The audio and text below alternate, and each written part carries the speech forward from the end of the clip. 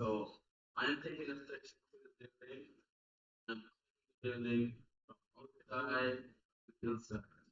So I should see this wall, this door, this window, and I should see the railings here. And as I go up to the second floor, I should see this this door. I should see the wall. I should see the window. So again, down floor, I should see the door. See the door. I should see the window. I should see the railing. The railing. Fucking the railing here. So railing is here. So if you show it this way, but right, if you can't, it's looking like this really. But they're showing it looking this way. So you're showing it looking at this way. Look at it from north to south. This is this railing. This is a piece of this window. It's the entire window, but because we didn't want to make it that big, we cut it. That's why they don't show the entire window. Just a piece of the window because we shrank it. Take a piece, make it fit on the page. So they wanted to put many things on the page rather than just putting this one view. They've shrunk it, right? So this is a window. It's this window. And then as you come down past the window, you're at the door, which is this door. You're looking dead on the door, right? It's a cut to the building, but you're looking at it as an elevation. A section to the building, but you're looking at it as an elevation. Good. And then once you pass the door, this is this wall.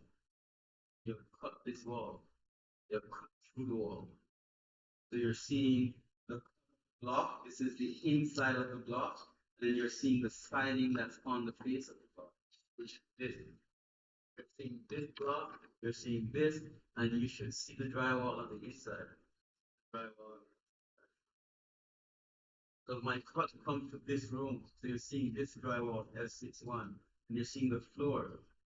The floor. Yeah.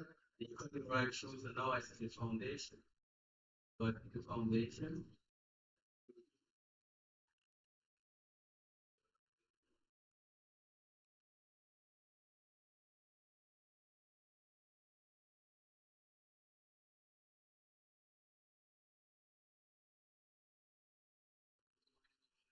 You from the roof finish column, roof finish 1, 0. We're going to look at this nomenclature.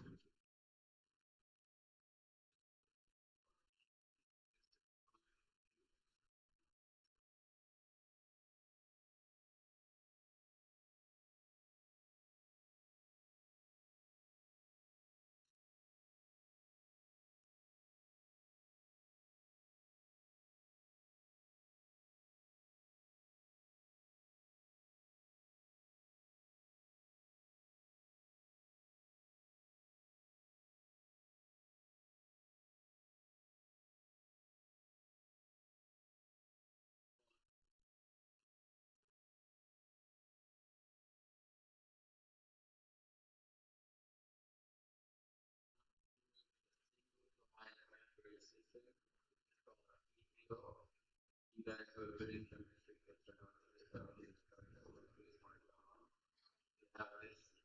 ETO about 150 milliliters of polyhydro insulation, and you have a fiber board, and then you have your Their vapor vapor barrier. barrier. After they're showing the air vapor barrier to you on top of that, while this drawing shows it underneath. So with your body, with your you go from top to bottom, you have your TPO and whatever, have your 2 layers of 75 millimeters each of polyiso insulation. Then you have your millimeters of then the vapor barrier, sorry, then you have your 6 millimeters. Your heating, this is a water like your dense glass board. Now actually when you drive past the construction, you can see a gold based board around the perimeter of the building. It's called dense glass board. It's a water rating, so kind of water resistance rating on it. So when rain comes on, it doesn't compromise the integrity of it.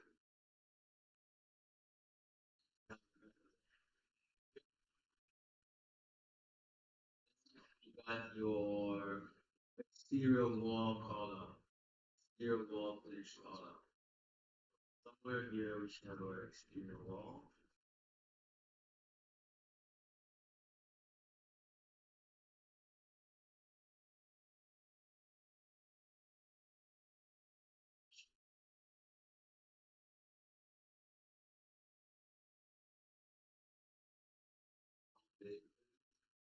This should be so each of the one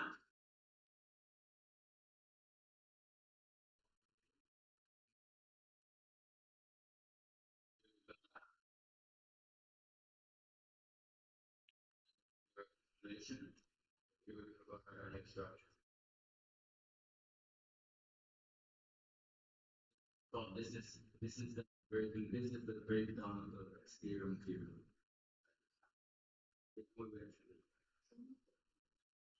This is my socket. Sorry about that. I didn't Samsung that. So there's a picture of both of us. And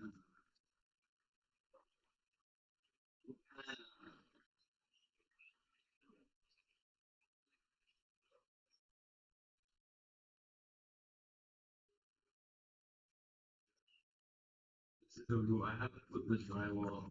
This is cute. That's where I'm looking for the fire. Black, the black drywall we put stuff in here.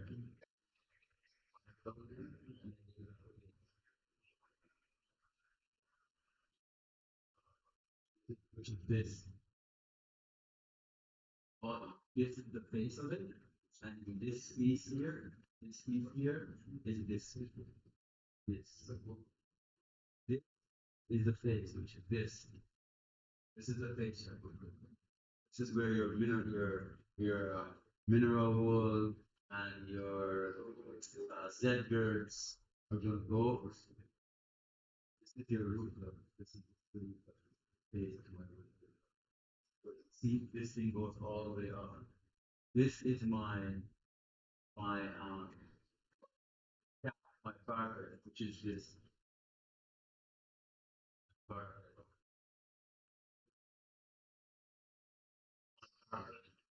The fascia. Here. These, all the fascia. Here, I saw it. Here. This is the fish. So this is the cap of the parrot. This is the fascia. And this is the side. Here's the ball piece. It runs this way. These structural supports are where I'm going to put my plywood. The siding contractor is going to do all the build up and finish on the side. Good.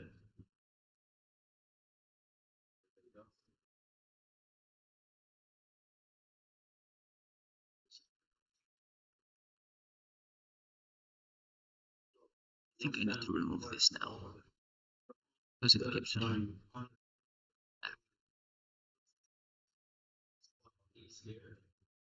Is my carpet There you go.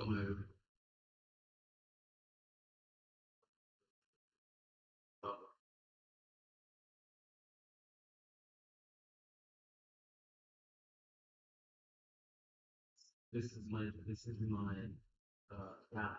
I put a cat on the carpet. This is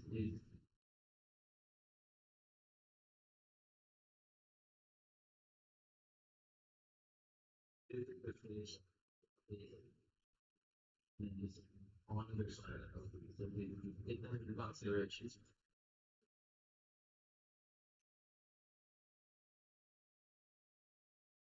This is a top piece made of like a true wall flashing that yellow material comes up together. This is the fascia, which is this piece. This piece. It is still pieces. Yeah, this is the fascia. And on here is the socket. It's switching. So this is your fascia. And this is your socket underneath. Could you go to the next table and then after when we call it up and I'll show them? Okay, guys, so she's gonna show you on the picture and then I'm gonna show you what you drawing represent. So Safi, the first thing you're gonna show them is this piece. This is the cap to the parapet cap. It has the yellow true wall flashing. Then the yellow true wall flashing all the way down. That's you with the members going this way. That is your fascia. Then below the fascia, you have some steel going back to the block. That's your socket. Okay? Question, is that going to be a cover of the fascia? It's gonna be covered. Okay. Yeah, here. Okay. Fascia is gonna have this. It's having this. Okay. It's having 100 milliliters of rigid insulation, 125 millimeters of Thanks. bar, and it had zipper. Sure. Alright. And from the top, slide here. From the top right, this is the cap flashing. Cap over my parapet is yellow, the yellow material on it. Then just below that is this piece, just all the fascia. Then underneath, the material going back to the block, that's your socket. Right?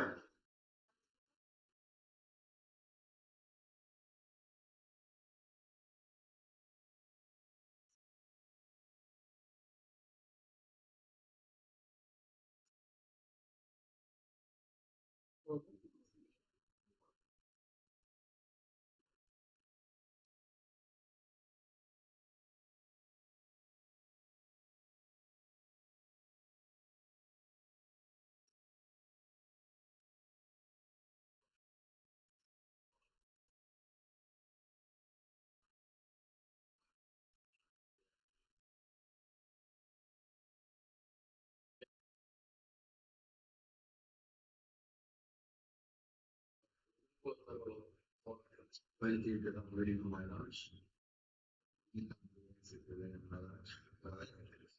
So we explain number two, when the eight and the constant.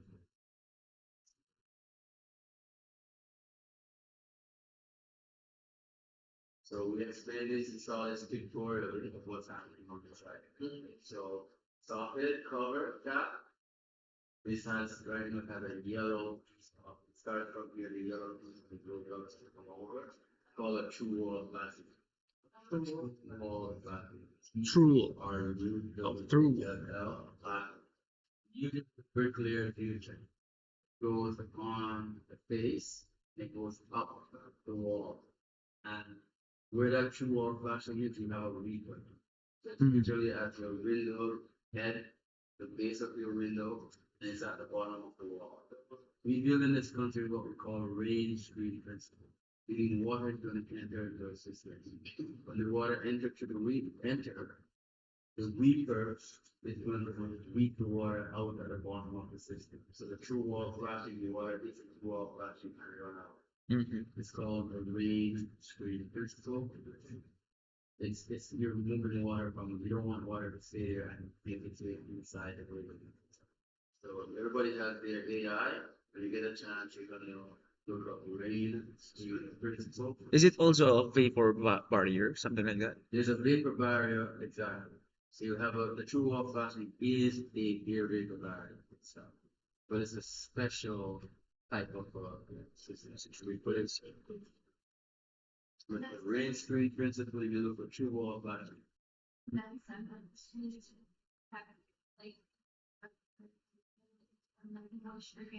Water damage and mold. 1,000%. We know water is gonna get in. You gotta provide a way for the water to come out. That's what rain screen principle is. Getting us.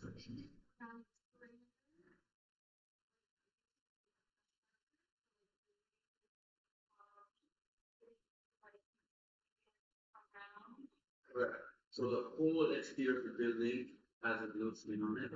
And everywhere that there is, when we brick the building up, everywhere there's like a window and you have a steel lintel above the window, top of the window, you have a two wall flashing that goes up from the steel lintel up behind the block or brick. When the water gets in, it hits the two wall flashing and it comes out from the bottom of the system. The bricklayer will install some reefer this all, right? A little plastic. It leaves he or she leaves a space in the dirt every so the architect will tell you that they say every 600 you leave a window slot. You leave a slot, they have a free-formed plastic membrane that is stick inside that opening, and it sticks inside the opening, water gets in, and it comes out to the front of it. Mm-hmm. It's called a window. Paper. And that whole system is called a range screwing business. Look for it on Eagle Eye. And that thing is only applicable for bricks. It's only for bricks. The weeping system only works with bricks. Yes. This is also utilize a range screwing principle, but the watersheds, it does not have, this does not have windows. For obvious reasons, you don't have a brick, so you leave a slab. This is siding. So the water will leak out, set up so the water will leak out. But what the architect was saying to me, that they allow water going, knowing that the rigid insulation in the building can absorb some of the water. They're okay with it absorbing the water. Right? And then I have my blue skin on the back to prevent moisture from coming in. Okay. So number 3 is the exterior wall finish call out. And notice this is the 3B, EW3B, in opposition to EW1, just a different type of siding. On the these are horizontal, some of them are horizontal, some of them are vertical. Right? And you can go back as we look through your notes, you can go back and look at it. Then here is your again the wall finish call, and you notice that this is different. EW3B, the siding is probably 40 and different. And remember I'm saying if you're looking this you cut the building and looking this way, you see it in elevation. So you're seeing the balcony. You're seeing from the balcony, you're seeing it from this side. You cut, that's why you see the vertical. This is your glazing. A cut to your glazing. So you see this, remember the glazing is like this, right? It has a thickness. So you're cutting it this way, that's why you see the thickness of the glazing system. Right? You're cutting it looking at this way. So you're cutting this glazing here, which is this. Then you're seeing this window, and you're seeing this block, and you're seeing the wall. You're seeing the window, you're seeing the door, you're seeing the wall. But you're seeing the makeup of the wall. I'm cutting this wall. This is this wall that I'm cutting through. Right? And remember what I was saying about the core slab? So the cut comes to right in here. It doesn't stop outside, it comes inside the building. That's why they're picking core slabs. They're picking up that zero. But now you're seeing it vertically. Instead of a plan, you're seeing it horizontal. But you're seeing it dead on. You're looking at it dead on.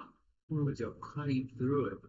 Not like an elevation where elevation has no cut, you're seeing dead on.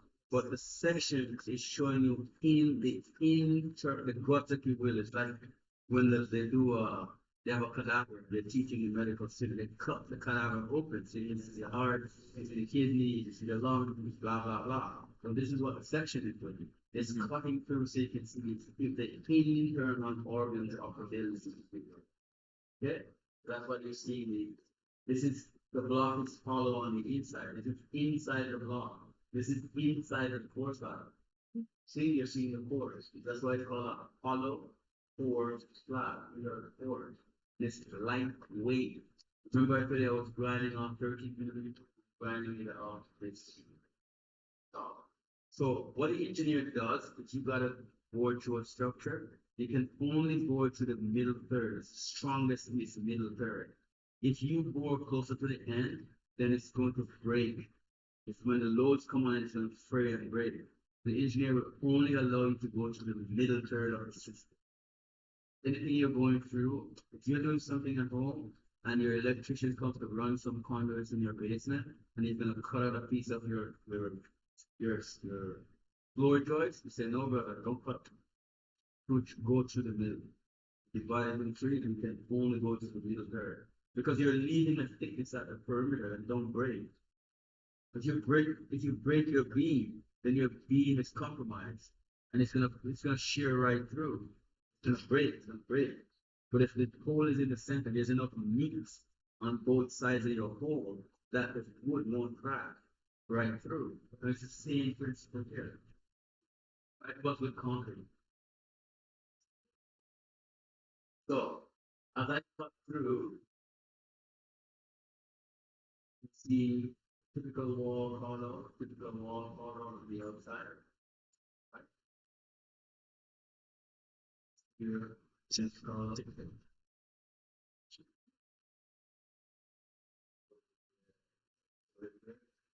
number 5 is the critical dimension call. Okay, so this is your ground floor pathway. So when you come out of the building, here you're coming out to my pathway here on my property. Okay. Remember that we cut it and took a spot out of it so we can shrink it. Mm-hmm. Right? It's the same thing, but I don't show all of it. I just show a grading. Let's say it extends 10 feet, but I'm really showing you only 4 feet, which would represent 10 feet. It's like when you look at a drawing and there's a scale, they say to every 1/8 of an inch equals 1 foot. So in the drawing, it's an 1/8 of an inch, which is 1 foot. If I was going to do this 1-to-1 scale, this drawing couldn't fit in the room. Mm-hmm. Because I'm going to have to put a foot on the drawing, which represents a foot in reality. So the scale makes it smaller, but it's the same dimension. It's an 1/8 the size. Okay? So it's the same thing. They cut a piece out, make it smaller so it can fit on the drawing. Okay? So, number 5 is this critical call-out dimension. You notice, from the top of my slab to my grave, it's 109. 100 is 4 inches. 9 is not really high, which is 30. I don't know what that is. Half inch is 13, 1/4 inch is 7, so it's just a little bit bigger than a quarter. Okay, but it's 4, this is 109 millimeters. So if you notice, I have this gravel material, I have my slab on grade, I have my railing, and I'm sloping the outside grade 104 from my railing. Yeah, the distance where I start my grade from the slab is 109 millimeters. Slope the railing. Okay, then my foundation call out. And we went over this, right? Went over this, and you can flip to the page and you see what these called out means, right? Cotton based concrete. This is my polystyrene insulation. By the way, we eliminated this. That's blue skin or It's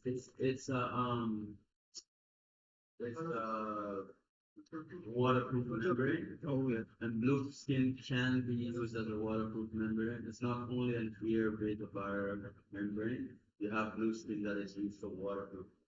We eliminated this because we don't have a basement. In waterproof, when you have a basement, water migrates into the building, you have problems. Right? I don't have a basement. I don't care if any migration happens. Doesn't like affect the integrity of the structure like the fused reinforcement. It will, well, you have a hell of a lot of water infiltrating here to rust the steel. Right? So we felt that if we have this polystyrene insulation, 4 inches of it, we see that it's what we're necessary because we usually put the waterproof foundation wall and then it goes down to a weeper. And the weeper weeps that water away from the building. But we're doing that because you have a basement and you don't want any moisture to come in the basement. But we have no basement, it's all dirt. And what we've done is that underneath this granite material, on top of this granite material, before I put my slab on grade, I have a permeator barrier, they call it, which is a damp proof membrane. That's gonna prevent moisture from coming onto the concrete. So we have taken all the necessary precautions. So yes, we got it. Yes, so we suggest they approve. If they say no, we don't approve. Okay. So that's number, where are we, number 5? Where's number 6?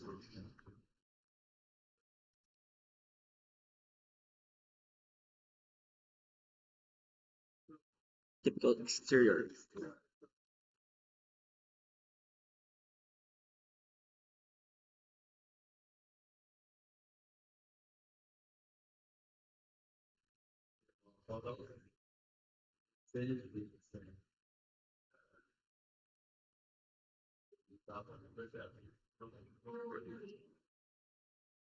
Number 8. Vision.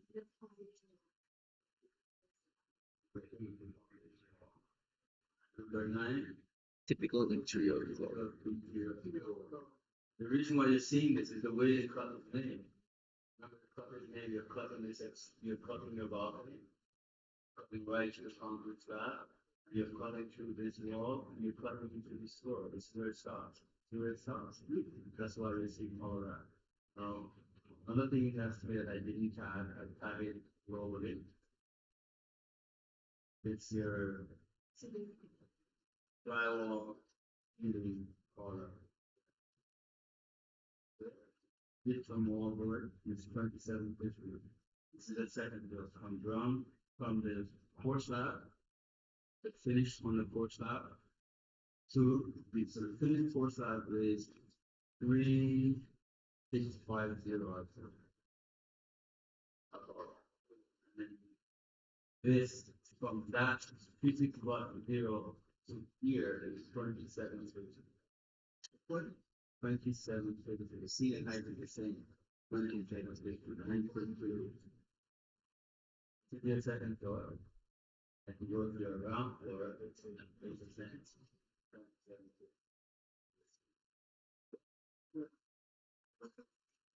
Move on to the next one. 1, 2. No, wait, number 3. Number 3, this is another cut to the building. I think this cut is to the entire building. We're looking up. And you see it's, let's follow this. So 1 on 601. 2 on 601, sorry. With all of this, I think it cuts to the entire building.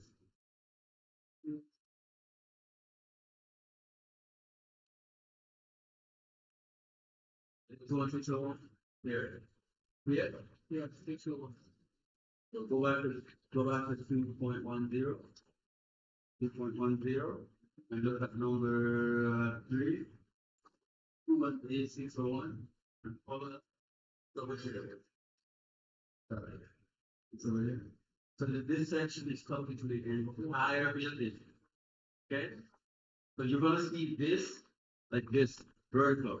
Because you're looking at it on a, it's like it's an elevation, but it's a cut through the building. You see an elevation of a cut through the building. So let's go to that page. It's 601, right? Mm-hmm. I got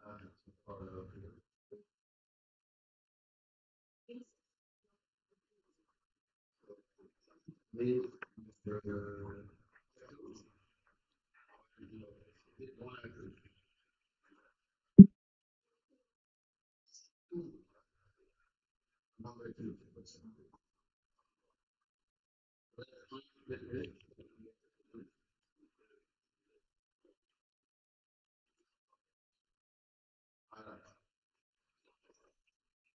So we're looking from east to west. Up the building. Right to the building, and I'm looking at it as an elevation. So let's go from west to east. With 9-1. Alright.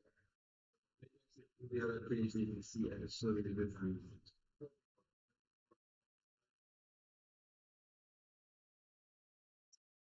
Grid line 1, grid line 2, grid line 3, grid line 4, grid line 5, grid line 6, grid line 6, grid line 7, grid line 8.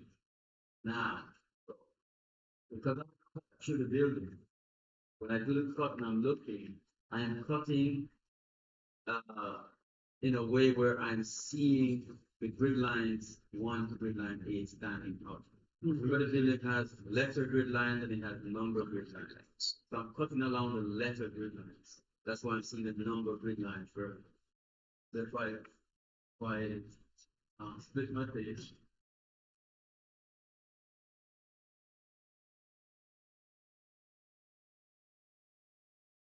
But go back to the pen, make sure it's set up. If I look at that sketch here. So I'm cutting it this way. That is why I am seeing 1, 2, 3, 4. Alright? I'm cutting it following the letter. So I'm cutting it between grid line B and grid line C. Okay? When I cut it this way and I look at it, I'm seeing, because remember the building is like this, it's like this room. So if I take a knife and I cut it from that wall to that wall and I look this way, then everything vertical. Anything you see. Depending on where I cut, I'll see these walls vertical. I'll see this open web field joist. I will see this diffuser, and I'll work till I see the dead. And you're looking at it down. So I see everything vertical. Right? This is what we're doing. So you're seeing grid line 1, this grid line vertical, my exterior wall, I'm seeing vertical. Correct? But I am based on how I put it, I'm seeing this gate and this fence. Okay? This fence is gate. Followed up with line 1. In between grid line 1 and grid line 2, I am seeing the soil utility room, and I'm seeing this window at the corner. So let's look at it again. Here, I am seeing this soil utility room, and I'm seeing which window are you doing?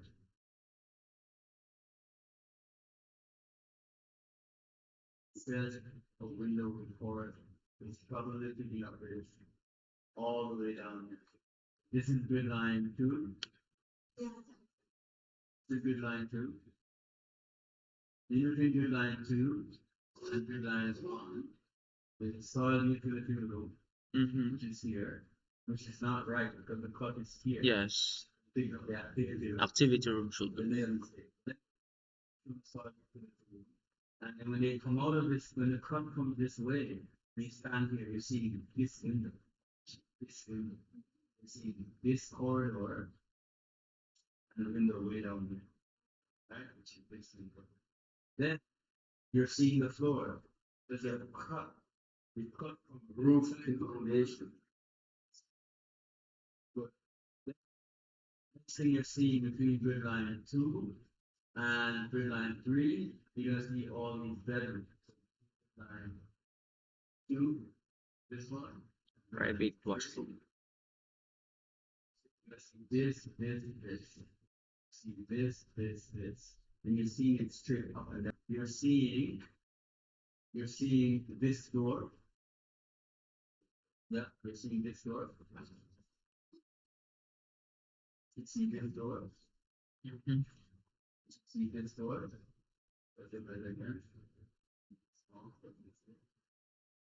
So when you come along, you're line 2, this guy, and you see this here, which is this block wall. Now you're seeing this door, which is this door here. Then you're seeing this wall, going off from second door, and you see this door, which is this guy. This is that drywall wall. On the drywall wall. So this is the block wall right now. This door, which is this door. This wall, this door, then you see this wall here. I don't know what this is. This wall, which is this wall here. Alright, see this door, which is this door. And I'm thinking this is representing this block wall. And you get this main wall. It goes all the way up. And everything that we get here is going to upstairs. Good. And I made some call outs for you. Walls that are going up to the roof there. All these walls are going up to the roof. Inclusive of the roof. Wall. Now, since we're here, we're looking from west to east. West to east. Here, this is this building. Did not continue all the way to the here, it stopped. It goes up and then it comes back down. Okay. Along with that, it's showing you all the elevation. So this elevation is 0.209. I think it's floor. And it refers to that elevation zero, so we can zero that.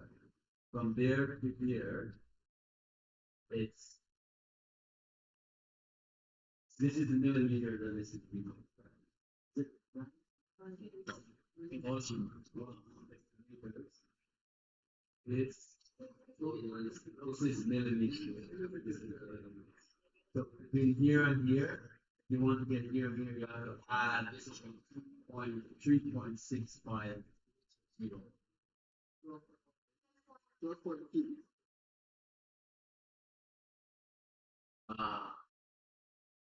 Then from but this dimension is from the ground.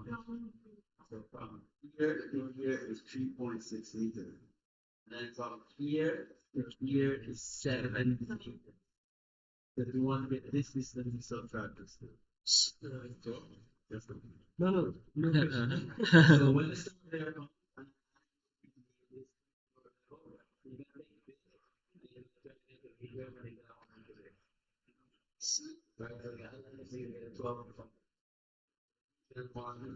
it's instrument, they're gonna shoot 12 something up here, they're gonna play down the wall. Okay? But it's always better to do it in millimeters, right? So it's giving it most precise. Yeah, it's a more precise number than in your meters. Then at my roof level, I am 9,100 meters. So again, if I have to survey to do it, every time you come, you just gonna take this elevation, which is normal elevation, add these things to it, and mark it. So, you know, remember I was alluding to in the break meeting, I was talking about the troubles I'm having with the consultants and I'm gonna with them solve a conversation. So when we had the issues with the floor, first we recognized the floor is cambered and there's the floor. And they're like, well, how did you know we had an issue with the floor? I said, no, look at them. They're jackasses. Don't you think I'm gonna call and start there to mark the finished floor for me? And I'm smart enough, or I haven't, let's back up, but I don't associate smart with myself. I associate experience. I have enough experience that I haven't marked give me 3 marks. Because some jackass is gonna come and let me lose a point. So I had, and it happened. The guy came and he took the expandable material between my elevator wall and my core slab. And he completely covered the elevation marker and the elevator. But I had 2 more spots, so I wasn't worried, right? That's what experience counter things, and you put it. So what I do when I encounter something, I put it in my mental folder along. Put it up here. So then I know if because when I do another job and it's a core slab, I know right away we have issue with camber. So I'm gonna be jumping up and down. Listen, this thing is gonna camber. Make allowance for it. You're gonna have to grind it down. Blah blah blah blah blah. Just cover my ass from here to Kalamazoo. From here to Kumasi. Okay, or from here to Bam. You know what I mean? It's experience. I'm not smarter than anyone that's in this room. I just have experience. I have the benefit of age and experience. When you get to my level of experience, you're gonna be like me. It's just that, you know, I'm fortunate to be born ahead of you. That's all. It's not nothing good. So Before we conclude this page, let's look at this detail. Another detail. I want to give you some important information about this exterior wall. This detail is on one on A612. Let's find it. Thank you.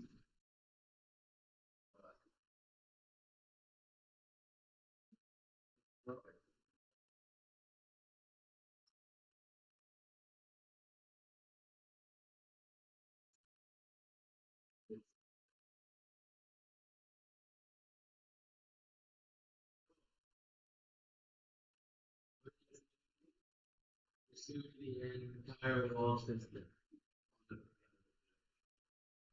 No, we must have a minimum of we explain this and we explain to you.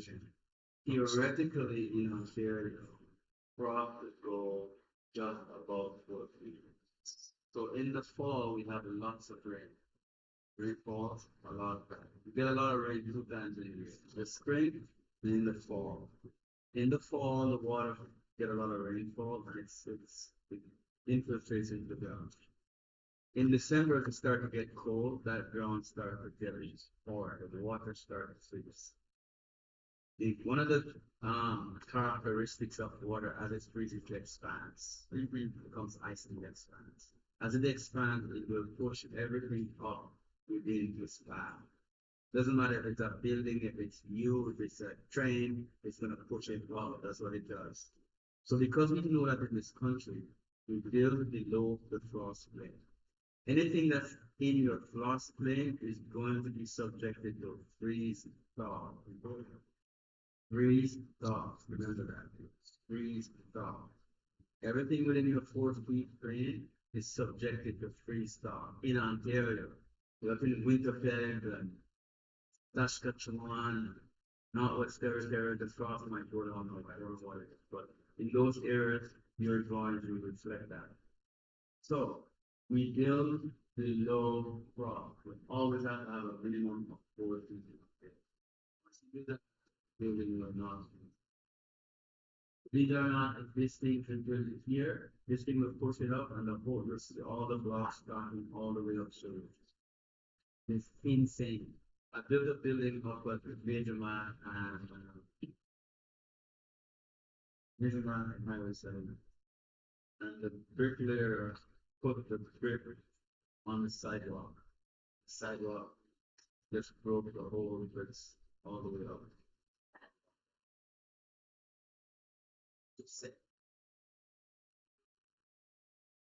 So showing me the foundation, and remember, this is the foundation. This is the foundation wall. This is called brick footings. There are different types of foundation systems. We have strip footing and foundation wall. Write this down in your Google it, put it in your AI. You have strip footing and foundation wall. You have trench and pour footings, and you have deep foundation. Write those down and show it in your AI and look them up, get some pictures, wrap your head around it. Because if you get a job in construction, you go out in the field, you're going to be encountering either strip footing, trench and pour footing, deep foundation. The deep foundation can be hollow core piles. They can be sheet piles. They can be H piles or larger. They may sheet pile, H pile or larger, and all of the piles. So look those all up. Steel pile, they say, is the workhorse of the foundation. Steel pile, that's what they're the truth. Steel piles, the H pile and the hollow steel pile is the workhorse of the foundation. So some of every condominium downtown has H pile and ladder. Okay. So, and then above is showing me my landscaping, my exterior wall color, my stairs. Just taking a collection stair my stair that I've done. This is my this is a metal deck. This is a landing. I have a metal pan. I have concrete poured on the metal pan. You're gonna lay a composite slab. That's the word for it, composite slab. So write that down, composite slab, and show it in the AI, take some pictures, put some printouts. By the way, you're gonna put that floor ceiling together.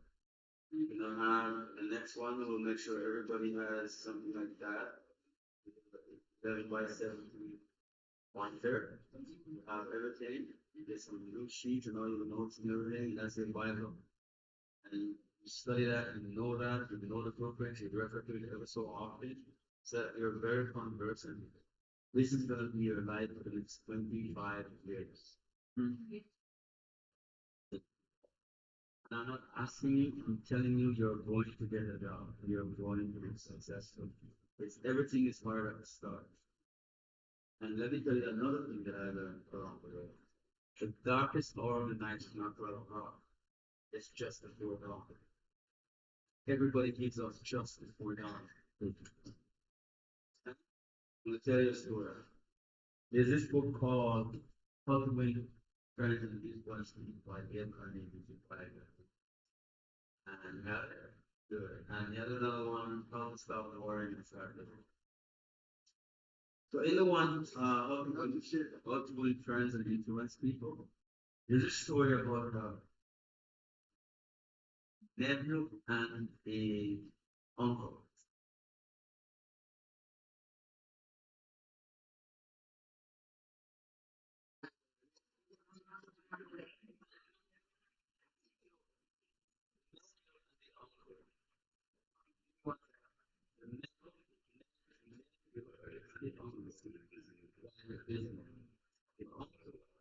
Suddenly was going to flying across the face.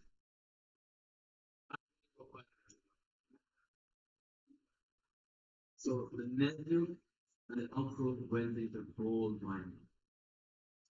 Well, all these mining equipment, these mining for years, he borrowed money from his friend and family, the uncle. Nephew came with it. Yes, mining gold, you should go. But when you hit gold, you hit the vein. And the vein could be here, and the pot of gold could be a kilometer back. So you hit the vein, and he's going, and turn out find it. Gave up. He called a guy who buys scrap mining equipment. Sold it to him. By the way, can you sell me the rights to the mining process? Sure, sell it. The guy bought the rights and then he called a geologist. The man stopped here. He lost out on full fortune. The nephew saw this happen and it changed his entire life. He became America's, till today, the richest insurance salesman America has ever seen. Okay? That's you, and you right now. You come to this country as an immigrant, you're struggling, you want to give up. But I am you. I came here as a young man, all my desire and aspiration came here to be part of it. And the backbone that I should have, support I should have, I lost all the support. I was on my own from 5 days. And everything I have today, and we're standing talking to you for day, blood, sweat, tears, and grit. And I'm telling you, when you see somebody like, I was listening to the tennis match with, what's her name? And Bogle. Yeah, And the tears were running. I felt tears in my eyes when she won. I was listening to the backstory, and she's been playing tennis from she was 3. When she got 6, somebody recognized that she'd be great. It's 15 years of struggle. I am telling you today that you're not going to struggle for 15 years to break into just hang in. You're just before dawn. You run into TCDN, you run into me, you run into me, Neil, We might cannot give you a big job paying you 80,000, but we can prepare you for the job. And that's what you're doing right now. You're preparing for the job. Your dawn is coming. And because you're hungry, when you get your foot in the door and you get that crack, you get one foot in and you start to pull yourself to your whole body gets it. When you get in, it's over. Not one Canadian born person is going to be as good as you. You understand? So you come here with one suitcase, and when you're leaving, if it's one suitcase, it's full of money going the other way. That is your mindset. Every damn immigrant that comes here wants to leave, and he wants to leave with one. Yes. So you're gonna be doing so in the process, don't What I give said up on yesterday. yourself. That's exactly what I said yesterday, no? Yeah. Exactly. Don't give up on yourself. You cannot help yourself but be good. You're going to be good. I'm here telling you you're going. I'm not asking, I'm telling you. I had the system 1.5 years. When the guy came to the site, he was bouncing on the wall like, oh my, I said, Jesus Christ. It talk about that I like to say stuff to people. I'm not using the 4-letter words. I have to say stuff that will make you back. Good. Just bounce off the wall, sit down in the meeting, and then try.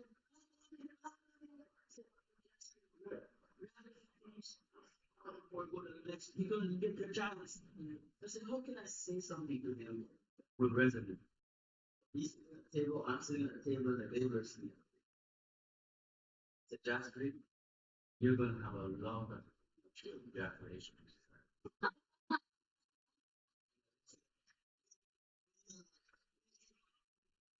Edward was on the floor like he was dying. That's everything about life is experience. When you have experience, you're moving different.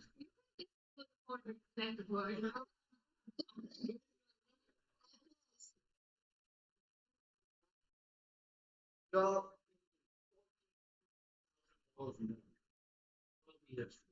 I am the biggest thing. His dad knows me and I don't know his father.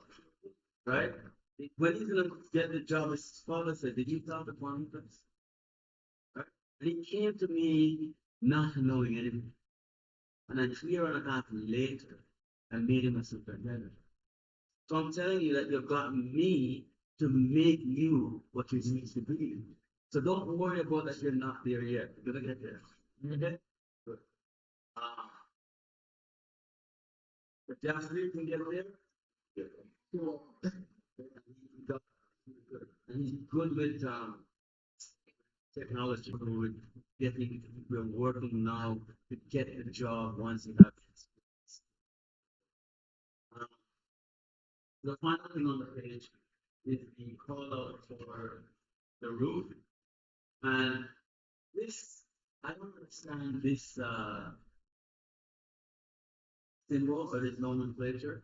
It says that this could be installation of the blocks are not go through the deck. Remember I told you you cannot put the block up to the deck because the deck is gonna flex when we get on winter conditions, snow load. So I write my block up here, so I don't know what this is. I don't know if it's installation. It's a sun flexible material. Has to be. Yeah, so installation.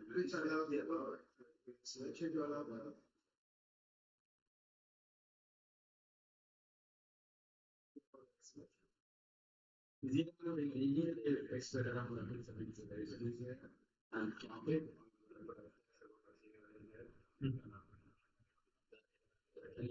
Any movement happens that reflects in something across. Yeah. So 12:33. I want to let you go for lunch. I want to do one more thing. Let's go to one more something. Number 4 is another difference. I want you to just follow these details, right? Notice that number 4 is this thing. Bar. It follows this bar, this bar, Wait. Insect. this bar, this bar, and this bar. So it's picking up these rooms, your kid approaches. It's A7.26. A7.26. It goes to A7.26. A7.26, so we have 71.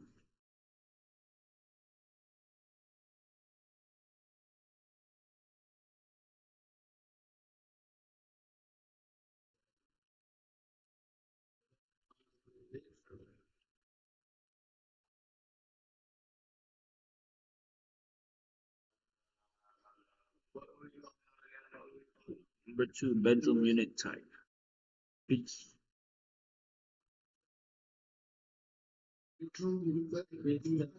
it's 720. Yeah.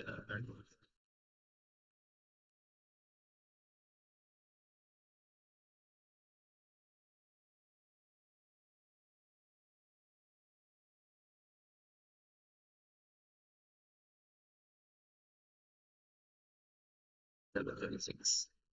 Number two.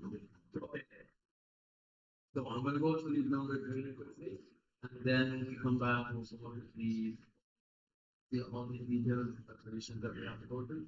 All right, where did I start? Number one. Number one. Number one.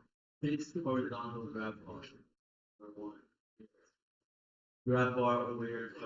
Remember I think that you guys are following me on LinkedIn. I showed all these plywood backing that you have to put for your requirement. Number two, you need your nurse call again. Number three, your sanitary napkin is.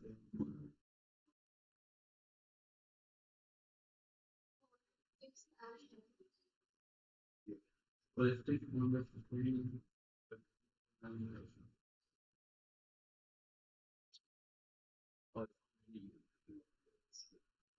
Number four is your grab bar, it's the L-shaped grab bar. 7. When we go to the elevations, we'll read this up. Number 5, your toilet paper extension. 5 is toilet paper extension. Number 6 is your core book. Number 7 is your paper towel dispenser. Number 8 is your accessible bind limitation. Number 9 is your mirror above your sink. Number 10 is our box, right? Number 11 is your personal drawer and storage. Number 12 is my sliding door. And 8, this sliding door is such a big issue to get done. Because the sliding door has to line up with the outside of the wall. We had problems getting these minimum dimensions. We had problems. This sliding door has a door stop. We have to make sure that when the door stops, the door doesn't pass the wall because of the door stops, the 3-inch door stops. This was the amount of discussions and hour why we had on this one item. It's crazy. So again, I'm teaching this as an active trade that comes. They're expert at what they do. And so they're dialing into the weeds. We're pulling each drawing apart. We're putting tape on the drawing, marking it out. And the act of doing that, we find things that don't work. So imagine we're laying this up, but we also have to have the door and hardware shop drawing because we need the doors, information on the sliding doors. We need the height of the sliding doors so we make the header. Then we need the hardware on the door so we know how the door stops are going to work. There's an overhead door stop, and the door stop is in the door. So you slide the door open, it stops. And look, when the door opens, it has to have a minimum of 9 feet of their space so they can roll in with their wheelchair. Number 13 is your nightstand. Number 14 is your wall mounted television. And this again, this TV is at a minimum of 1350 from the floor. Then I have to put blocking in for the TV because they come with the brackets. You have to, so if I don't know this and I finish it, the guy put in his TV and there's nothing to hold it, then you're cutting out drywall to put the blocking in. I mean, as a site superintendent, you have to have knowledge on every single thing that happens on the job. Everything. You're an expert at everything. Field work, you got electrical, you got plumbing, you got civil underground work, paving work, grading work. You need to be able to use all your plans, your survey plans, you need to set up your laser, shoot grades. It's very involved. Okay, number 15, you're gonna run into it again, your nurse is called by your bed, it's your bed. Number 16, your comfortable chair. 17 is your clothes closet. 18 is your window sill, which is a max of 600 millimeters above the floor. Right? The 600 millimeter door is from the window, it's on glass. Remember I was telling you about the 5 feet to the underside of the window? Yeah. And 600 from the top of the mullion, from the glass. Where the glass is the horizontal mullion. So, this is your horizontal mullion. The 600 is from where the glass is the horizontal mullion to the floor. Right? And then the 550 is from the underside of your horizontal mullion to the floor. Okay? Unless it's critical dimension, it's very important. Number 9. Windows are accessible to be open no more than 15 centimeters. So it's really very, really flat. But what you're saying is that the upper of the window, when you open it, you can only open 15 centimeters. Remember we talked about the critical dimension? So based on the long-term fear facility, initial long-term fear facility, the rooms have to have this critical dimension, big enough. 15, 19, 20, embedded roller shades over the window. There's roller shades over the window. Now, the result of there having roller shades over the window, I have to, at the top of the window, when I do my rough work, remember I talked about the rough plywood casing that I'm going to slide in between the blocks. I have to need to push the top one out 50 millimeters because there's a roller shade that's going to come, and when they come to the drywall, they need to screw up to hold it. So I put the plywood up. This is something again you have to pick up when you're looking at the details. So the devil is in the details. 20, 31. Sorry, so the TV. so the new block becomes like a matter of construction. My TV, I talked about blocking to the TV, your turning radius, your wall heights, all your wall heights. So the drywall is paying attention to all the wall heights. It has to do with the wall heights.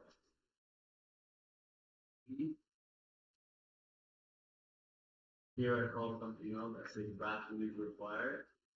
Wherever I have to see that I put in bathroom. What when the building inspector comes, what he does is he puts all this weight, he's gonna come on this like this. Seriously. Because if you use the butterfly, it's gonna rip out. Yeah. That's for the 100. Yes. So the 100 is gonna do that. So when we come back from the parades, we're gonna look at the door, we go to the door and go and let's do it before we go. Last one, and then we'll come back to that to the release.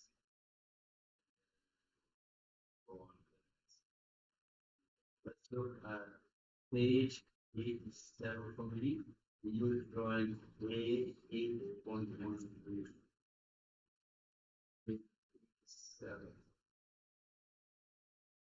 Second word is green.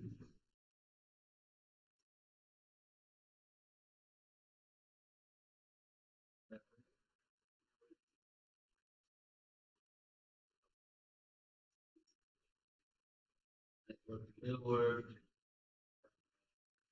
W1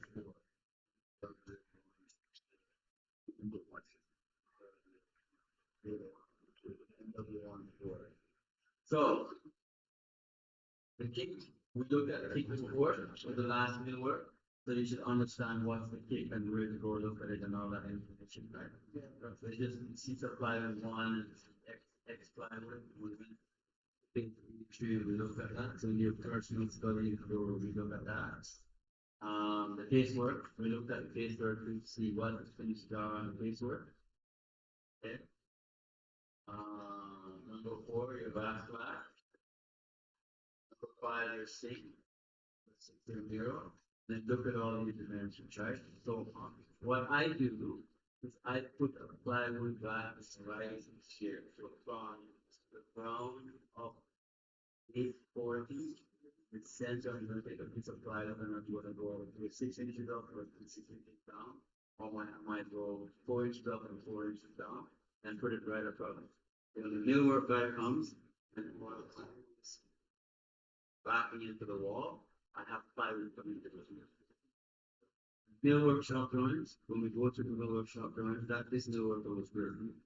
All these cabinets, this millwork shown, we showed where I put the plywood from. But if we didn't show that, based on experience, what did I do? I'll put it in, because I know it's supposed to go over there. Colin, so you put it the plywood inside the drywall or like it's gonna be on the surface? Inside the drywall, doing the stuff. And there's a special way to put it in too, a special cut. Not a carpenter. These guys come to do it and they come on, so what are you doing? You gotta put a groove so it works. Yeah, an experience. This being a site super is a really experiential thing. If you haven't done it for many years, you're going to be a disaster. So you said that we should always do backing whenever we're putting some thing on the wall, right? We have to screw into the you Yeah. have to screw something on the wall. But it's not showing on the plan. It's based on the experience itself. In most cases it is, but I don't think with this particular project, the mill worker was very good. This shop drawing show already used plywood all over. Very cool. And then we have our vanillite. Okay. So this is mill worker 14. This mill worker is all the suites, all the rooms, all the 40 bedrooms have this mill worker. 14. All right, so let's because we have a lot to do. Let's take this is 1:45. You just come back at 1:30. One interruption. So what he was saying is, so basically you wouldn't find those blocking on the architectural set, and that's why that shop drawing that he talks about becomes so important. You heard what he says? The shop drawing from the millwork is who shows where all those things go. But if you look at, like, if you guys observe, like a simple gas station, you lots of blocking in that as well, because all the signs and stuff like that. So again, in the architectural set, you wouldn't see that blocking is required, right? So that's why you have to either have the experience, or when you're talking to the subs, they'll tell you, right? And you'll ask them those hidden things as well. Yes. So you have to get like the shop drawing before we start. That's why it becomes important. Yep. Remember I was saying earlier that the reason why our jobs are delayed is because they give me 1 year. If I had 1 year after all the approvals, I could do it. But you're approving it within the 1 year. So usually, like structural steel, for example, from structural steel shop drawings is approved, like get the structural steel on site is 8 weeks. But it will take 4 to 5 weeks just to the back and forth for the approval. So now you're at 9 weeks. Sorry, you're at 12 weeks. Right? And 4 to 12 is 3 months to get this steel to site. So if you wanted to build a building in a year and you get 3 months to get the steel, now you have 9 months left. And you have to erect the steel. Right? And then you have to do all the other things on top of the steel. You have to get like the shop drawing from like different trades. It's not just Yeah. the drawing and then we work inside. So what that with Satya now, she has to have a system in place that she knows that, let's say, every Friday she's chasing up. Every Friday she's making a phone call and chasing up the subtrades for their shop drawing. She's chasing up consultants. Because another part of the equation is the consultants don't review it quickly enough. Sometimes it's hanging out with them for a month and their thing says 5 business days. They'll get it back to you. So what I used to do, again, before we're going to say this last one, you should never, ever pass out anybody that's stupid. Because the guy who you think is the diligent idiot can teach you something. And I ran into two village leaders. They both taught me something. I ran into a superintendent who was the most incompetent guy I've ever met as a site super. And he was in his 60s. His job was a disaster. But when it comes to hardware, he was the Tadao. What he did was he had a locked room and he had all the hardware for the doors labeled, every single one labeled. And if he's putting in the hardware for this door and it's missing 1 inch, he doesn't say, okay, let me Take it from that another in." one. No, Mm-hmm. you don't touch it. You put if the door says 3 inches, you push through, and he makes a list of all the hardware that's missing for all the doors. Then he sends that to the hardware consultant. So at the end, because what I see when you're disorganized, at the end you have all these pieces of hardware because you keep stealing from Robin and Peter to pay Paul. He taught me that, and on this job I'm doing now, I'm utilizing what he taught me or what I saw him do. Then I had another guy who was the project manager. He became the director. When I say the guy is incompetent,